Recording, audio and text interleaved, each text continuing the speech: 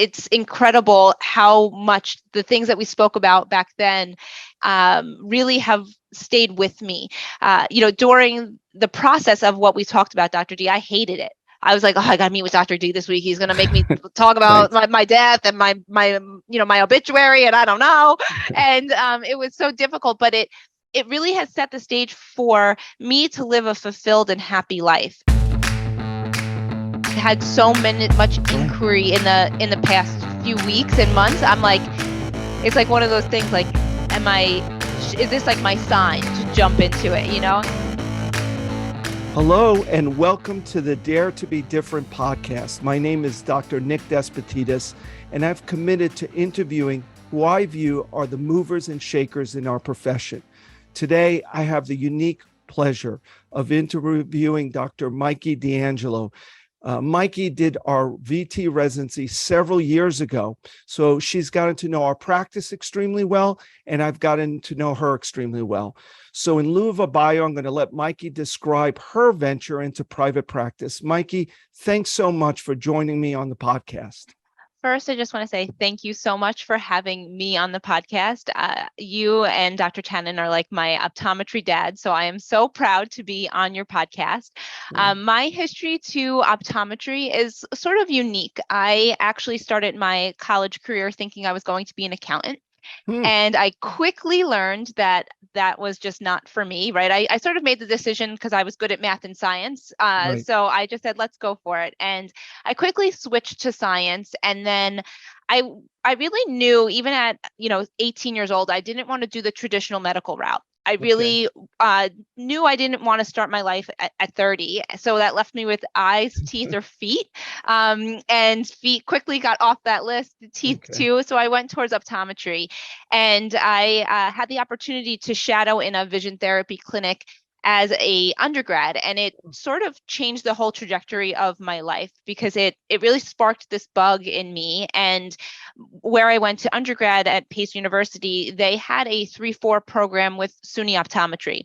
So I entered that program a little bit late. I was actually in my second year of undergrad, but they accepted me on the spot. So I got the opportunity to just do 3 years of undergrad, and I jumped right into optometry school.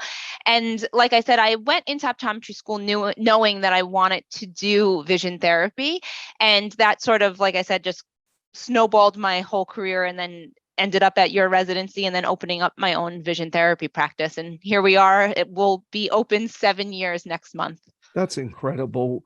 Let's back up a few things. I didn't know about you having that kind of condensed educational background. I do remember when we were recruiting applicants for our residency, you were well sought after. I mean, I think you applied to a few, and Dr. Tannen was jockeying for you to apply to our residency. Why a residency? Why don't you tell us why you chose to do a residency as opposed to, like you said, you didn't want to be older when you graduated. Why did you choose a residency? Well, I think once I got into school, and I was super young, I graduated optometry school when I was 24, and I felt like I needed that extra year for the residency to really grow my clinical knowledge base, but also solidify who I was as a doctor. And I felt like it was a good year where I could kind of jump, but also have a little bit of support in my growth as a clinician. For me, it, like I said, the residency was sort of, my idea of doing it was sort of surface level. But what I realize now, especially 7 years later, is that residency year was so critical in helping me develop who I was, not only as a clinician, but as a person, and how I wanted to practice. And that is something that I don't think that people realize that a residency year can do for you. And that's why I really think it's important. And it's important what type of residency you choose, right? I chose private practice because I always had a pull towards potentially owning my own business versus someone who chooses a residency in a veterans hospital, right? That sets a different trajectory for your career. And that's, like I said, the residency year for me, my choice was that I really wanted to grow as a clinician, and I felt like that was the catalyst to do that.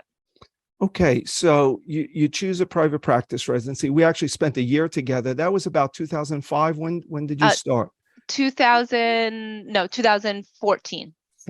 13 to 14, excuse 14. me, Yeah. 2014. So at 2014, you did the residency. And did you go into private practice right away? It was soon thereafter. Yeah. So as soon as I finished, I worked for another private practice, trying to integrate vision therapy into an existing private practice. Okay. And we could have a whole episode about the challenges of doing that. Right. And it just wasn't working. Personally, professionally, it just didn't jive. Okay. So my now partner and I said, "Hey, what are you doing? Let's open a practice." And it was that simple, in the sense of I knew, and I was so passionate about vision therapy and rehabilitation and not wavering from wanting to provide that service. And the only option I really had was I had to create it myself. And that's what we did. And that was about a year or two after you finished the residency program? It was less than. That's incredible. Yeah. So I finished the residency the end of June 2014, and we started the process of opening the office in March 2015, and then we were open August 2015. Very quick.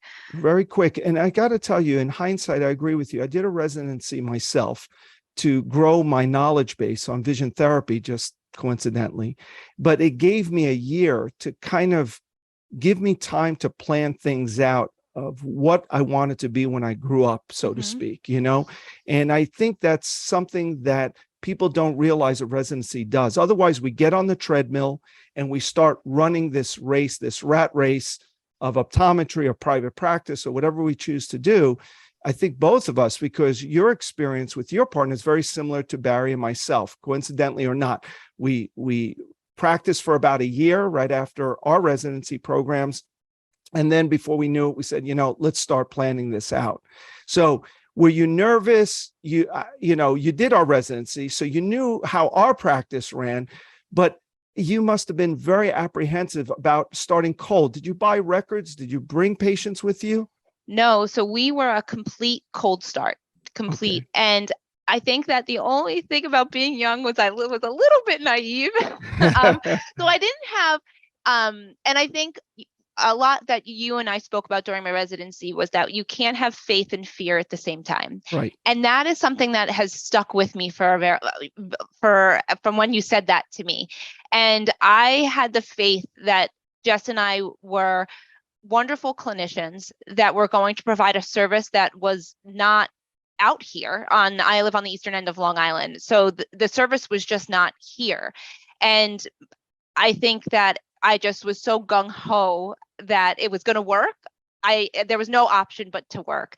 Where my fears came in was really almost like imposter syndrome. Once we opened the doors and started to make the connections, it was, I looked young. And I got questioned all of the time of, you're the owner of the business, you're a doctor. And it was a struggle to really say, I know what I'm doing. And I had to almost fake it till I made it, essentially. And when it came to deciding how to open the office, right, and what to do, Dr. Licazzi and I really said to ourselves, okay, what do we want our practice to look like? When we're open for 10 years, what does it look like? Right. And then we sort of worked backwards to kind of implement those pieces to the puzzle to get to where we want to be.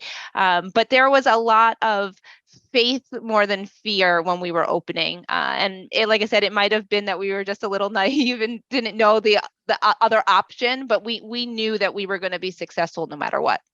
Yeah, one of the analogies I use during the Supercharge course, and I want to remind you of a story you probably don't even remember, is that I run a crazy practice and Mikey got to experience it. And I got this brainwave that I'm going to have my staff break boards because I wanted to do it during the workshop. And I said, let me see how this works out first with my staff. Anybody's going to hurt themselves. And the analogy is you can't have faith that you're going to break the board at fear that you're not going to break the board at the same time. You got to make a decision. I'm going to go through the board. I'm going to be successful in practice or I'm not. And I had my karate instructor come here. Do you remember this? I remember. And we're all in a circle and some women and men much bigger than you. As a matter of fact, Dr. Lee couldn't break the board on the first attempt. Mm-hmm. But when you went to break the board, I remember this specifically, you went to punch the board. It was supposed to be a palm heel strike, meaning you break the board with your palm. Right. And I remember you have your hand in a fist, and the instructor, whoa, open hand. And here you are. I'm assuming you have no karate background, right? Zero. But this is you. This is your personality trait, is that you go. You have faith, you make a decision, go. And it's gotten you in trouble in time. And we'll talk about that, trying to balance your family and your practice life. But that analogy is very good. And I think the listener should benefit from it. We all have fear, but you have to have this vision. And the few people that I've interviewed to date have talked about the vision that drove them through the fear. And I think that's what you're getting through to the listeners. Yep. So now take me, you open up, and a year in, you must be saying, holy moly, what did I get myself into? Because tell me, your practice is very unique. You dared to be different. What's different about your practice? So the biggest difference is that we decided to open cold without an optical. And when I talked to my colleagues when we were starting, they thought I was crazy. They were saying, how could you have an optometry office without an optical? That's bread and butter optometry. Right. How could you not do it? And the reason why we chose not to was twofold. One was because Dr. L, Jessica, and I had absolutely no interest in optical. And I felt that if we were going to do that, one of us had to spearhead that branch of our office. Right. And if we were going to do it, we had to do it well. And unfortunately, optometry school really doesn't prepare you for running an optical. It's essentially a business, and a retail business. Yeah. And we really didn't have any desire to do that, to hire an optician, to get it just didn't make sense for us.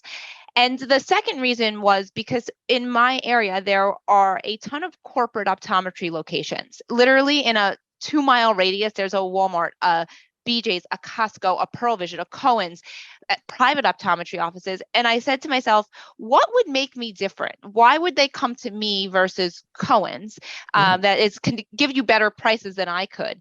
And Jess and I really sat down and said, this doesn't make sense for us. We stepped back and said, what is going to make the most sense in our practice? We're creating this vision. And for us, the optical didn't make sense. And here we are 7 years later, and we still don't have an optical and no plans to add one in. What we have created is really great relationships within our community with private opticals, as well as some of the corporate locations that have opticians in there that understand our prescriptions and how we write them. And we've created this phenomenal relationship. And to be honest with you, I've gotten a ton of referrals back from those opticians because they know that I know how to refract really well. And when they have a problem patient, they send them to me. So it's been a really great decision on our end to not have an optical in the office. What else is different about your practice? That's one big thing, and I want to capitalize on that. And when I say dare to be different, a lot of us know that an optical should be a staple to the practice, but it's a distraction. And one of the things you and I always talked about, every time you say yes to something, you're saying no to something else. And if you really wanted a specialty care practice, the optical would be as much of a distraction as it was a potential profit center in your business. But the fact of the matter is, you dare to be different. You had the courage to do it. I would say 99% of ODs opening cold, especially, would include an optical in it. So that's number one. Number two, what else is very different about your practice? I would say the other big thing was, and the big conversation that Dr. L and I had was that we chose to be very judicial about our hours that we were open. We said our two things were that we weren't going to have an optical and that we weren't going to be open on Saturdays. Wow. Again, blasphemy for an optometry practice, right? Especially VT, sure. Yeah, but and this comes back to during our residency year, you and I spoke a lot about my core values and what was important to me. And the biggest thing to me is family and being present with my family. And at the time of opening my office, I didn't have kids, but I knew that's something that I really wanted to strive for. And Jess and I really align on that family is the most important. And for us, working Saturdays, again, didn't fit into the life that we wanted to create. And we've stuck to that. And even so, when we first opened our hours, we were here on Mondays and Tuesdays until 7. As both my partner and I's families have grown, our hours have actually shortened because my children go to bed at 7. So I wanted to be home. So now we are just open until 5. We're open 9 to 5. And that's what has worked for us. Have we lost some patients because of that? I'm sure. But at the end of the day, we have created a practice that fuels our life and not a practice that runs our life. And that's really the key when you're daring to be different. Yeah, you gave me goosebumps because, we've talked about this and now you're repeating the words that we discussed years ago. Right. Optometry should feed our lives, but shouldn't be our lives, certainly shouldn't dictate it. And that's amazing. I'm in awe of it that you're 7 years into a practice. You never opened up weekends. You don't have a dispensary. You close at 5, correct? Mm-hmm. Something took me 30 years to achieve. How about insurance? Do you accept insurance? Do you accept vision plans? Obviously you don't, probably not. Do you accept vision plans? So the only vision plan that we do accept is iMed because you can split the benefits. We do contact lenses here. So we do have iMed. I would say we see maybe 2% of our practice. We don't see very many of them. We do accept insurance, very limited. We accept the 3 big insurances that cover vision therapy. So we accept Medicare, Aetna, and Blue Cross Blue Shield. That hasn't changed. We've had conversations about potentially dropping some of those private insurances because reimbursements really are ever changing, but right now we're not making any changes to that. One of our biggest referral sources is actually a concussion center, an orthopedic group, and they work a lot with workman's comp and no fault.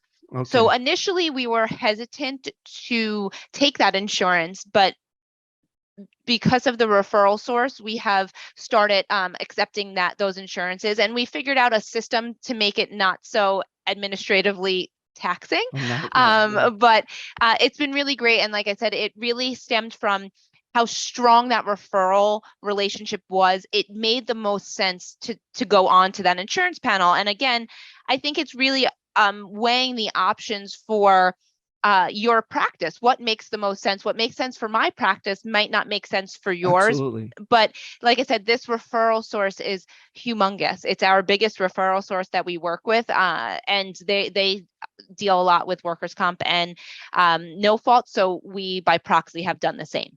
Okay, so do you do marketing like website marketing, Google optimization, things like that? It sounds to me like you network a lot. Your referrals, you've earned those referrals. I'm sure they just don't send patients to you.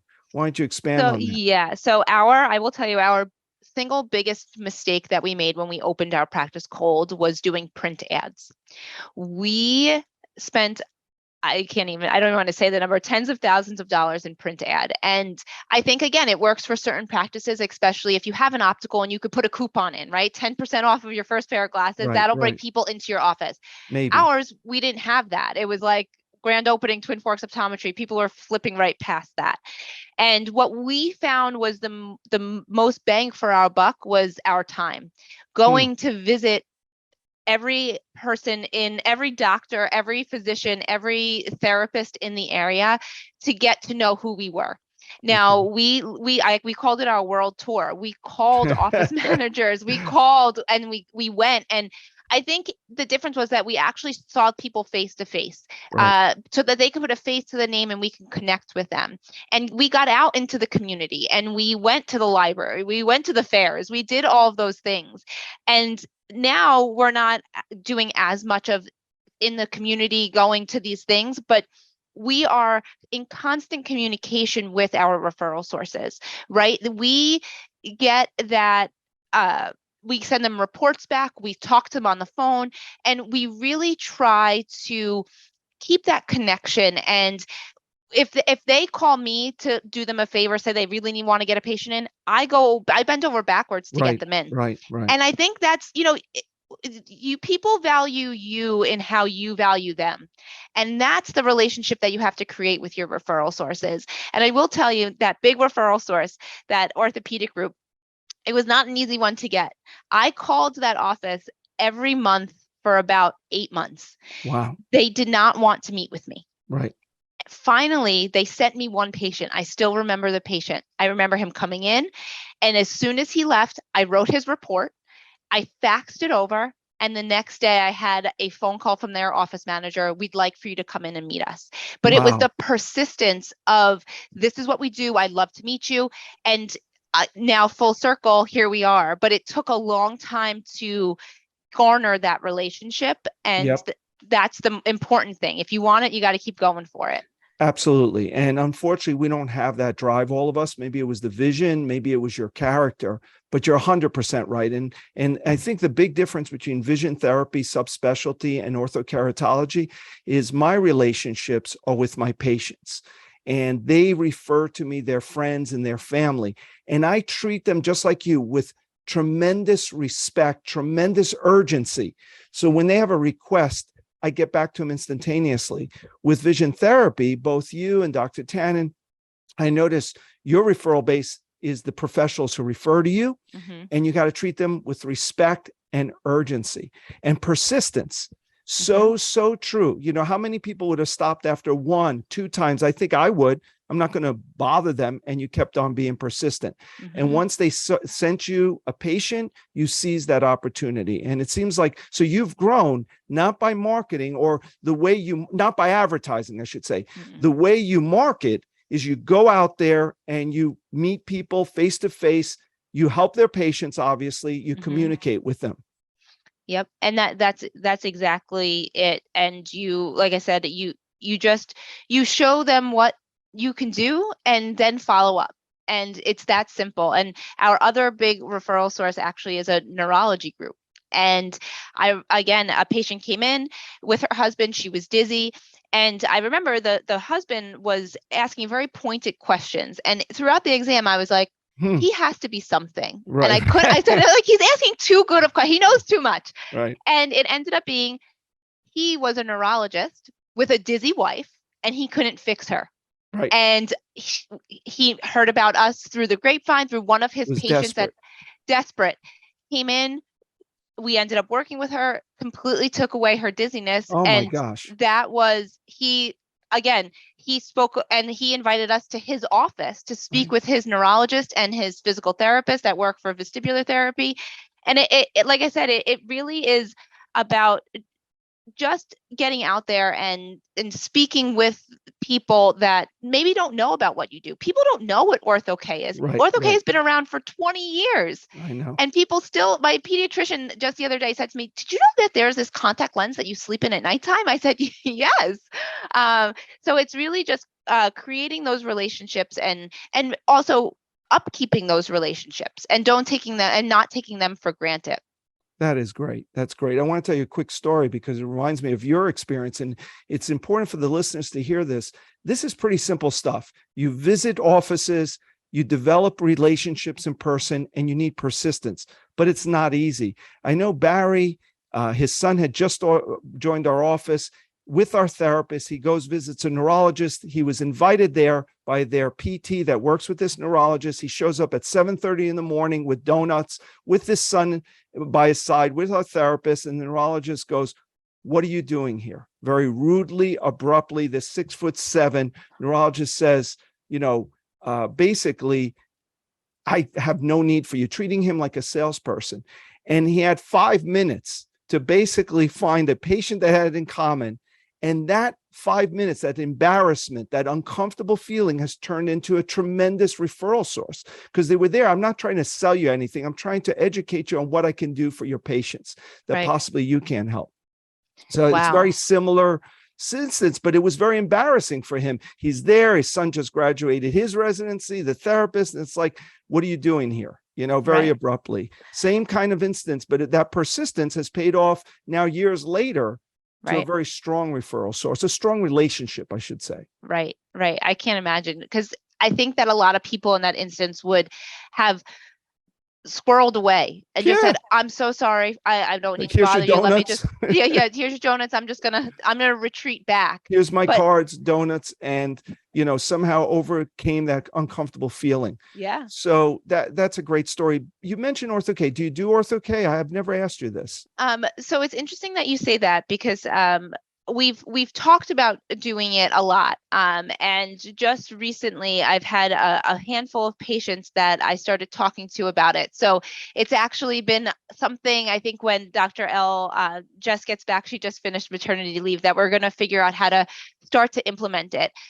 There's a doctor that's about 45 minutes away that I've been referring to, but on the anatomy of the East End of Long Island is, if they're coming from Montauk, it's about an hour and 20 minutes from me. So that physician that's 45 minutes from me is almost 2 hours for them. And so it really is a need out here. And again, it's something that has always interested me, but I haven't had like the jump to do it. And I've been getting the itch to add kind of something else to the practice. So stay tuned. I may be coming to Supercharge soon next year. Well, you've lived Supercharge. Yeah. I got to give you the good and the bad. Obviously, there's a huge opportunity, and you've seen how much we've done with it here. But like the dispensary, it's a huge distraction. I'm a big proponent of focus wins out. Yes, you will increase revenue, but you can do anything, right? But you can't do everything. Right. And unless Jess takes this over, your partner, I don't know, because your VT part of the practice will suffer. You just don't have enough bandwidth to do it. Well, and that's always been our hesitancy, right? Is like we were really so focused on the VT rehab specialty, but it's one of those things that these patients, I've had so much inquiry in the past few weeks and months. I'm like, it's like one of those things, like, is this like my sign to jump into it, and I like I said, we're not making any decisions until Jess gets back from maternity leave. Well, I think that's a great decision. Well, I think that, but that is sometimes, I think, what practitioners make the mistake of, is that they get this bug and then they start this new thing because they're excited about it, but then they don't think all the way through it, and then that just kind of tapers out. And then they have this new dry eye, right? A rep comes with this new dry eye device. Let me try that. That's right. And I think that to be successful, you really have to be thoughtful about what you're doing in your practice and your time and what you're offering your patients. It's great if you have all of these things to offer them, but it falls short if you're not doing it well. And that's really something to consider as a practitioner. And I feel it falls short on both ends, because it dilutes your focus in the office. So all it does is frustrate you and your staff if you're trying to be everything to everyone. And on the other hand, you're not giving the highest level of care when you're providing it, in my opinion, when you're trying to be everything to everyone. So just to give you a bit of advice, I just can't help myself.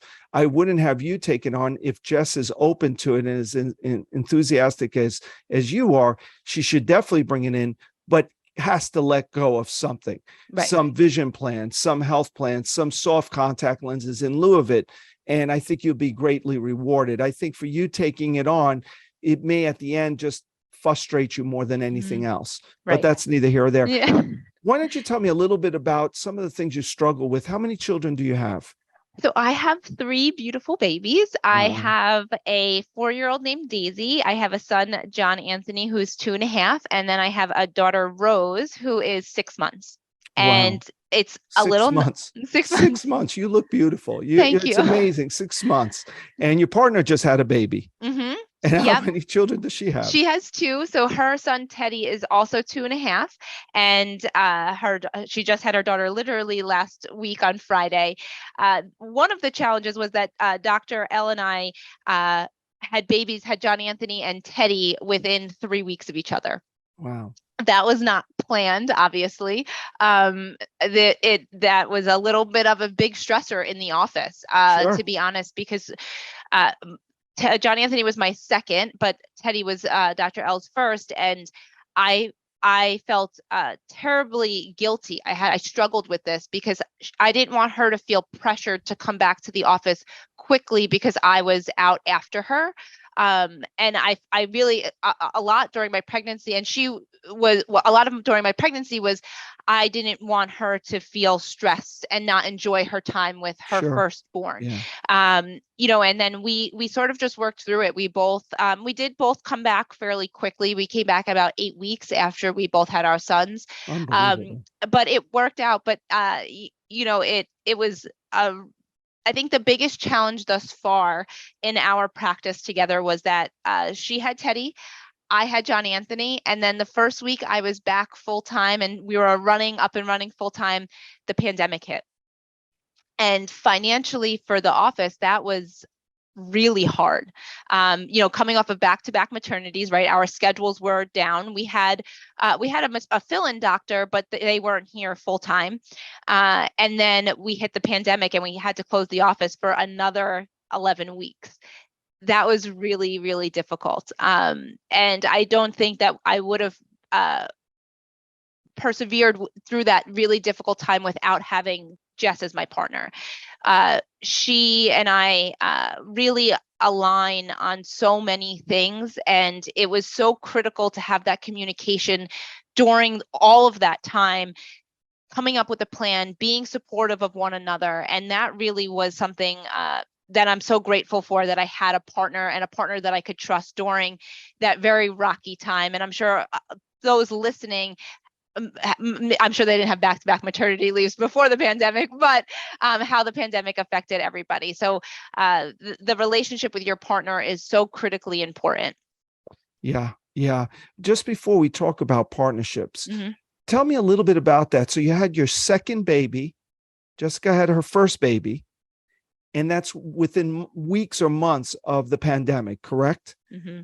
And how did you handle that? What did you do? Did you take action? Were you paralyzed? Give me a little bit of things. Did you just stay home and just pray things got better? I doubt if you did. If you ask my husband, he gave me about a week of a pity party. I was, and then he said to me, Mikey, strap your boots on. What are we going to do? What are you can't just flounder here. You got to take action. And what we did was, one, we started a podcast during that time. And that really was something that really kept Jess and I connected with our patients. Wow. And kept us, something to feel like we were doing something during that time. And we really worked on honing in on systems in our office, how to garner patients and to the relationships.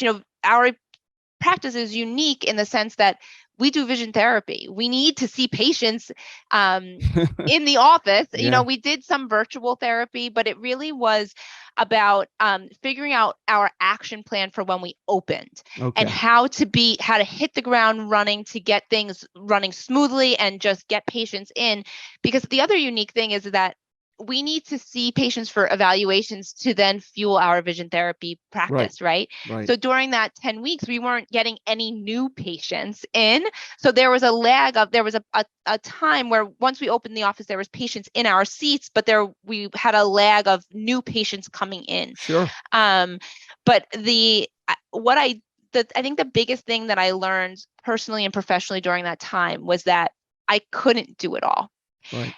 In the sense that I had to work on the practice during designated time, and I had to be mom during designated time, because I was trying to do both, right? I was trying to talk with Jess and figure things out while I had one baby nursing on me and one clawing at my foot, and everybody was losing out. I felt like a bad mom. I felt like a bad employer and a bad partner. And I quickly realized that I had to almost compartmentalize. And, the days that I was doing the office stuff, I was Dr. Mikey. When I was home, I was mom. And that has really followed me through all of this time since that pandemic, right? I added another baby in, and it's only increased, right? That balance. I struggle with it. Even just this morning, I was struggling getting everything together. Right. But I find that when I am at one thing, if I'm fully present, I can work hard and be who I need to be for that task. I could be Dr. Mikey. And then when I get home, I flip that hat immediately. I get home and I put my phone away and I don't think about work when I'm with my kids, because you have to be present in what you're doing in order to feel fulfilled and to feel successful in that exactly what you're doing. And that was a hard lesson for you, wasn't it? Because you're the individual, you can do everything and you can do everything incredibly well. I'm sure you did. You finished optometry school in 7 years. You did your residency. You started your practice less than a year later. That was a hard lesson, wasn't it? That you can't do everything. It's a big pill to swallow. And like I said, if I'm being honest, it's a lesson that I keep having to learn, that I keep having to readjust, right? Some days I have to be more mom than Dr. Mikey, and it's hard and it's never perfect, but it's something when you're consciously aware of what's important to you and you're consciously aware of your time and your energy, you can better direct it. And it's easy to just get caught up and to just be in the rat race and feel stressed all the time and to not identify what's going on. But by taking a step back, and like you said, when you say yes to something, you're saying no to something else. And oftentimes it's those things that are the most important to you. Right. So by figuring out what is most important to you, you can then structure your day and your time accordingly. And again, it's never perfect, but it's when you really can step back and know what's important to you, that really makes a big difference in everything. Yeah, I agree. It's never perfect and it's never ending. It's not like, okay, I've segmented my life. It's a constant juggling act. But I think what has made you successful is that you're grounded in your values. You didn't open Saturdays, right? That was a strong value of yours. You decided to finish your day at 5 p.m. because you could spend time with your family. And I remember before you were even married, you would share those values with me. You wanted to eat dinner with your family every night. And I said, oh, Mikey, that's going to be tough in optometry because a lot of our evenings are occupied with patient care, but you did it. So when you did develop this vision that you had concerning your family, you could see you set your practice up to feed that. Just like you said, it just was not easy, was it? No, not easy. And It again, still is. it's just not easy. But really knowing what's important to you really helps to drive that, because I remember a lot during what we talked about was that you always said, like, if you feel like internal discourse, it's likely because you're doing something that doesn't align with your values. That's correct. And that, again, for the listeners listening, when I tell you my residency year with Dr. Tannen and Dr. D and Dr. Lee was so important in helping me develop who I wanted to be and my career, it's incredible how much the things that we spoke about back then really have stayed with me. During the process of what we talked about, Dr. D, I hated it. I was like, oh, I got to meet with Dr. D this week. He's going to make me talk about my death and my obituary, and I don't know. And it was so difficult, but it really has set the stage for me to live a fulfilled and happy life. And that's what it's about. It's, we're not put on this earth to work. It's really about making life that makes sense for you. And the reason also, I know we were going to maybe talk about partnership now, but why Dr. L and I or Jess and I work so well is because we align on our core values. If she valued money over family, our schedule wouldn't work. She would become resentful of me that I wanted to be done at 5. Yeah. But we align on family is the most important thing. Our health is the most important thing. And that's really allowed for our relationship to grow and to flourish and to provide, our practice to be successful. Right. And I would go one step further. It's not only your values that you share, it's your commitment to your values. Because I think everybody says family comes first, health comes first. But that commitment to those values get diluted very quickly. It's like, well, I'm doing this for my family. That's why I'm working late. That's why I'm doing X, Y, Z. And the honesty that you shared with us is in us all. I felt I wasn't doing a great job as a spouse, as a dad, as a mom, as a partner, as a business owner. We all feel that, but somehow you always gravitated back to your core values. Mm-hmm. And I think people ask me, why are we successful, Barry, Ivan, myself? We were lucky that we share those same values and we walk our talk. You had the pandemic. That was the real test of your partnership, right? Is when the money was low, money wasn't coming in, you're physically worn out, you're mentally worn out. That's when the dark side comes out in partnerships, and not only business partnerships and relationships. Yet you endured this, like Barry and I did. Remember 22 years ago during the anthrax fiasco, where we were just broke for months on end. It was an easy time for us to turn on one another, but fortunately we supported one another, like you said, as opposed to just pick at one another. Yeah. And it, like I said, it really solidified for me that Jess was the right person to do this with. And I have so much love and respect for her.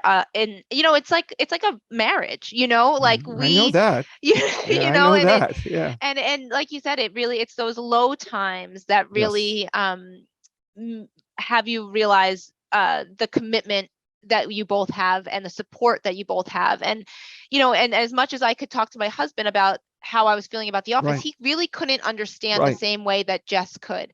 And we really elevated each other, and we've there's just this undeniable bond and love and respect for each other that goes far beyond just being business partners. And it's really something special. And I think that that's something that's different about us as well, is that we really and truly, I wouldn't say Jess and I are best friends, we don't hang out on the weekends, but we have this love and respect for each other as partners. And we know she knows my strengths and I know hers, and we really play to both of those to create a successful relationship and a successful practice. That is, and we're the same right here. It's kind of like we don't hang out, but we have tremendous respect, and we're better together as a part, as opposed to individual pieces. Absolutely. So that's a great bit of advice to people there, is that you have to learn, do you play well with others?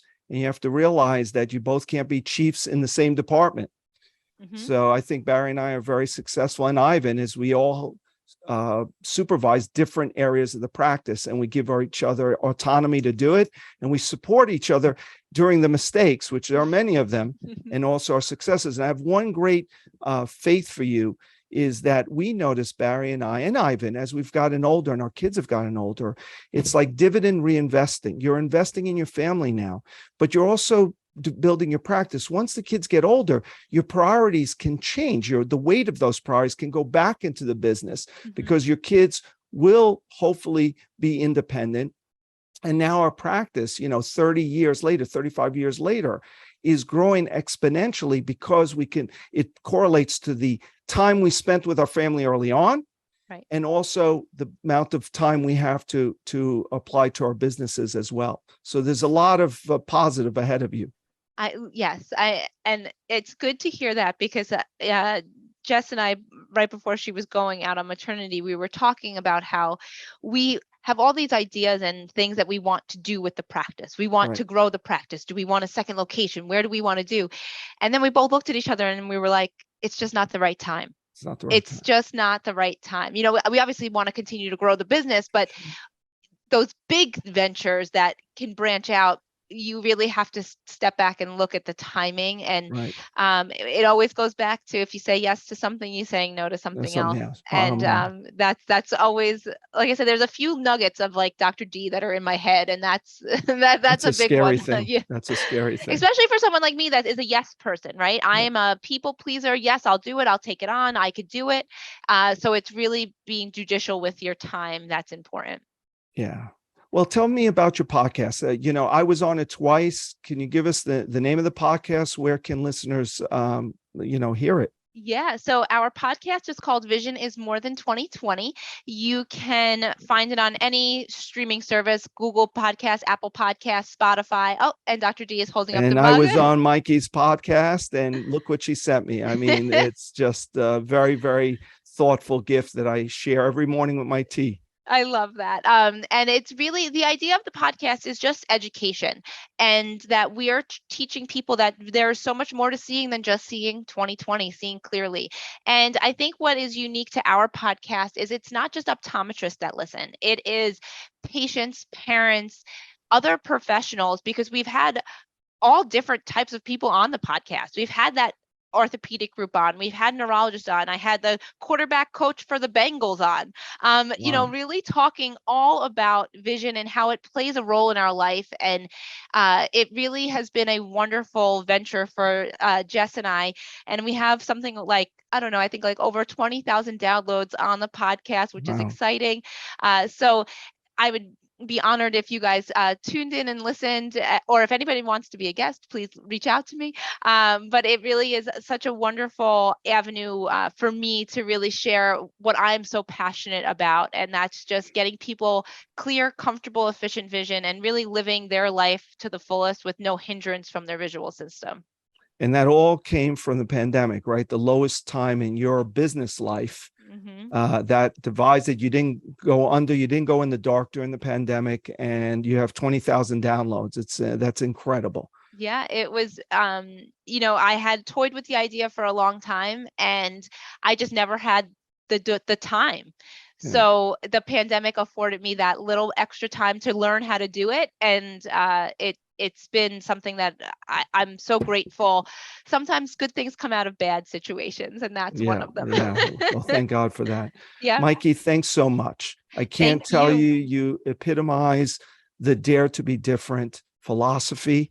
There's a lot of success ahead of you, and it's a challenge for all of us. And I really appreciate you making the time to share your experience with everyone. So thank you. And for everyone, thank you for joining this podcast. I have a lineup of great people like Mikey that I'm going to interview in the future. Until next time, have a good night. Bye-bye.